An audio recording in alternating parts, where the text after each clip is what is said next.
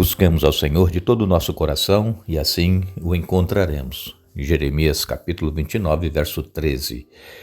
Estamos mais uma vez juntos, queremos agradecer a Deus por Ele nos conceder este dia, nos conceder estes momentos onde iremos estudar a Bíblia.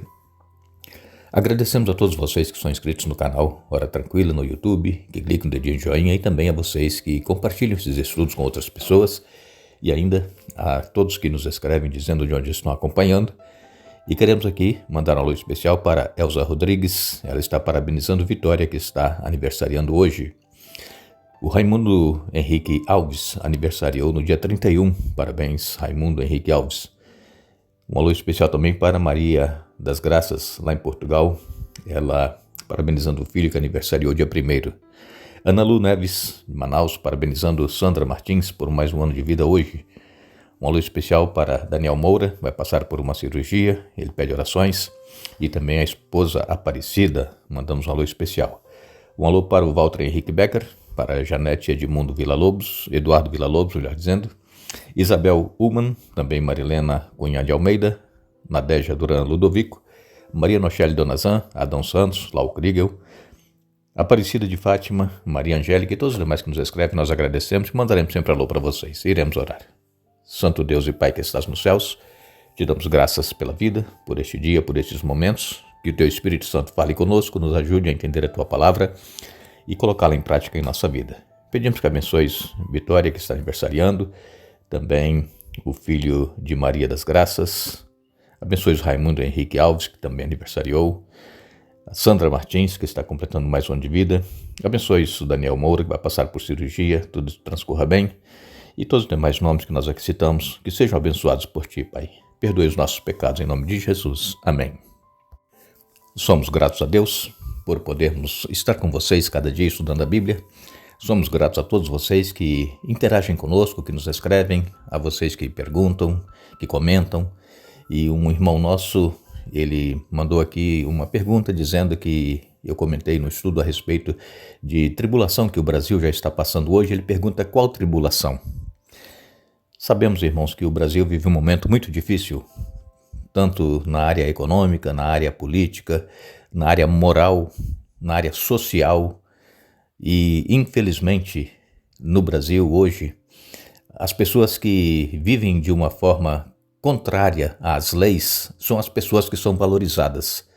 Vocês podem ver que os bandidos estão sendo soltos, pessoas de bem estão sendo presas injustamente e presas por muitos anos, simplesmente por ter escrito alguma coisa em uma estátua. 14 anos de prisão, vocês sabem quem é e o que está acontecendo no Brasil. E ainda vai vir dias piores, se preparem. E nós sabemos que isso acontece por causa de pessoas. Para se beneficiarem, elas dão apoio às coisas erradas e os que querem viver corretamente, eles sofrem.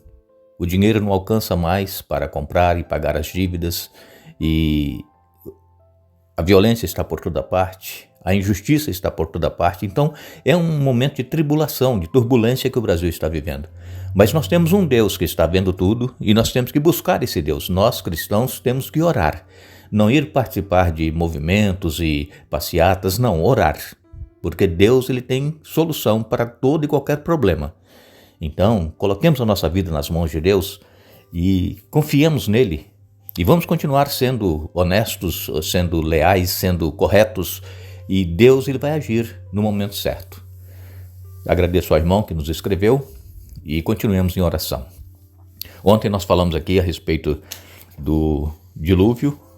Noé foi um grande evangelista durante 120 anos, conforme Deus disse que a vida do homem estaria limitada a 120 anos. Então, a partir daí, Noé começou a trabalhar na construção da arca. Sabemos que os recursos naquela época eram difíceis, não havia maquinário que existe hoje para cortar as madeiras, para fazer a arca conforme Deus havia ordenado. Mas Noé construiu a arca juntamente com seus filhos e outras pessoas também com certeza ajudaram, mas a maioria das pessoas zombavam de Noé.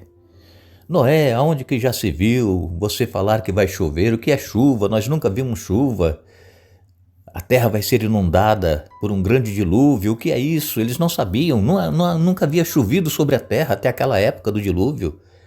Era um orvalho que caía do céu e mantinha a terra própria para a habitação e também para cultivo. Mas, quando veio o dilúvio, aí eles se desesperaram, batendo na porta da arca para que abrissem, para que eles pudessem entrar. Aí já era tarde. Assim vai acontecer exatamente nestes dias que nós estamos vivendo, conforme Jesus disse em Mateus 24, que assim como foi nos dias de Noé, assim será também na vinda do Filho do Homem. As pessoas estão zombando daqueles que querem continuar obedecendo a Deus, fazendo a vontade de Deus, seguindo o que está escrito na Bíblia. As pessoas estão afrontando aqueles que querem ser fiéis a Deus, mas nos mantenhamos fiéis a Deus, obedecendo o que está escrito na palavra, fazendo a vontade dele, porque essas pessoas que zombam vai ser igual antes do dilúvio. Quando eles quiserem entrar e também participar desses que se mantêm fiéis, aí vai ser tarde demais. Tudo vai chegar um tempo, no limite em que Deus vai agir. Por enquanto ainda nós temos a oportunidade de salvação, de mudar de vida, de obedecer a palavra. Hoje ainda nós temos essa oportunidade, mas quando essa oportunidade cessar, a porta da graça se fechar, aí vai ser tarde, não haverá mais oportunidade. Então hoje nós temos que tomar a decisão. Nós conhecemos um outro relato bíblico que nós estamos aqui citando essa semana, algumas histórias que aconteceram, foi o caso de Sodoma e Gomorra. Sodoma e Gomorra eram ímpias, perversas, e o apóstolo Pedro, ele escreveu a respeito dessas duas cidades. Está aqui em 2 Pedro, capítulo 2, nos versos de 4 a 11, diz assim: Pois Deus não poupou nem os anjos que pecaram. Ele os lançou no inferno, em abismos tenebrosos, onde ficaram presos até o dia do julgamento.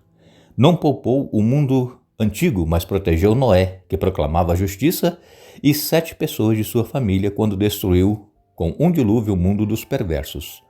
Mais tarde, condenou a cidade de Sodoma e Gomorra e as transformou em montes de cinzas como exemplo do que acontecerá aos perversos. Em contrapartida, resgatou Ló, tirando-o de Sodoma, por ser ele um homem justo, afligido com a vergonhosa imoralidade dos perversos ao seu redor. Sim, Ló era um homem justo, cuja alma justa era atormentada pela maldade que via e ouvia todos os dias. Vemos, portanto, que o Senhor sabe resgatar das provações os que lhe são devotos, e ao mesmo tempo manter os perversos sob castigo até o dia do julgamento. Ele é particularmente severo com aqueles que seguem desejos e instintos distorcidos e desprezam a autoridade. Tais indivíduos são orgulhosos e arrogantes e atrevem-se até a zombar de seres sobrenaturais. Já os anjos, muito maiores em poder e em força, não ousam apresentar diante do Senhor uma acusação de blasfêmia contra esses seres. Eu li 2 Pedro, capítulo 2, versos 4 a 11, na Bíblia, Nova Versão Transformadora. Leia na sua Bíblia também. Pedro fala claramente aqui da perversidade que era Sodoma e Gomorra. Exatamente o mundo que nós estamos vivendo. As pessoas perversas, as pessoas más, elas estão por toda parte. Mas Ló era um homem justo, tinha uma alma justa, e ele vivia atormentado pela maldade que via e ouvia todos os dias. Não é o que está acontecendo conosco? Essa tribulação que o irmão perguntou aí, que nós estamos passando por isso. Um mundo perverso, um mundo mau. Agora, Deus, ele age no momento certo. Assim como ele agiu lá em Sodoma e Gomorra, tirou Ló e a sua família para que não fossem destruídos, assim também ele vai fazer conosco. Antes deste mundo ser destruído com fogo e enxofre, Jesus ele vai vir para nos resgatar, para nos tirar daqui deste mundo mau, deste mundo perverso. Mas para isso, irmãos, nós temos que viver de acordo com a palavra de Deus. Deus, ele não é homem para que minta, que ele vai cumprir as promessas que ele fez, e nós deveremos saber que tudo aquilo que nós semeamos, nós iremos colher. Se nós somos pessoas justas, pessoas boas, pessoas que procuram fazer a vontade de Deus Deus ele vai nos dar a recompensa. Agora, se nós estivermos fazendo as coisas que as pessoas más fazem, que os perversos fazem, nós também seremos destruídos, como foi a cidade de Sodoma e Gomorra. Judas só tem um capítulo, então os versos 5 a 8 nos diz assim: ainda que já sabiam dessas coisas, desejo lembrar a vocês que o Senhor libertou o povo de Israel do Egito, mas depois destruiu aqueles que não permaneceram fiéis. Também lhes lembro os anjos que não se limitaram à autoridade recebida, mas deixaram o lugar a que pertenciam. Deus os mantém acorrentados em prisões eternas na escuridão, aguardando o dia do julgamento. E não se esqueçam de Sodoma e Gomorra e das cidades vizinhas cheias de imoralidade e de perversão sexual de todo tipo que foram destruídas pelo fogo e servem de advertência do fogo eterno do julgamento. Da mesma forma, essas pessoas, afirmando ter autoridade com base em sonhos, vivem de modo imoral, desprezam a autoridade e zombam dos seres sobrenaturais. Judas, versos 5 a 8. O Judas é logo antes do Apocalipse. Leia na sua Bíblia também. Marque aí. Esta é a condição do mundo. Deus não poupou e não irá poupar os perversos, aqueles que vivem na imoralidade sexual, aqueles que não querem ouvir a voz de Deus e se render e fazer a vontade de Deus. Estes sofrerão o castigo do fogo eterno, o fogo que irá destruir para sempre os ímpios, destruir para sempre Satanás e os seus anjos. Mas por que todas essas coisas ocorreram? Porque o povo de Deus foi se afastando dele. Em Ezequiel, no capítulo 16, no verso 46 até o 50, diz assim: sua irmã mais velha era Samaria, que vivia com as filhas ao norte. Sua irmã mais nova era Sodoma, que vivia com as filhas ao sul. Mas você não apenas imitou sua conduta e seus pecados detestáveis, em pouco tempo você a superou em sua depravação. Tão certo como eu vivo, diz o Senhor soberano, Sodoma e suas filhas nunca foram tão perversas quanto você e suas filhas. Sodoma cometia os pecados de orgulho, glutonaria, preguiça, enquanto os pobres e necessitados sofriam. Era arrogante e cometia pecados detestáveis, por isso eu a exterminei como você viu. Aqui, Ezequiel, capítulo 16, versos 46 a 50, fala do povo de Israel, que se afastou de Deus e que estava cometendo pecados e vivendo uma vida pior do que os habitantes de Sodoma e Gomorra.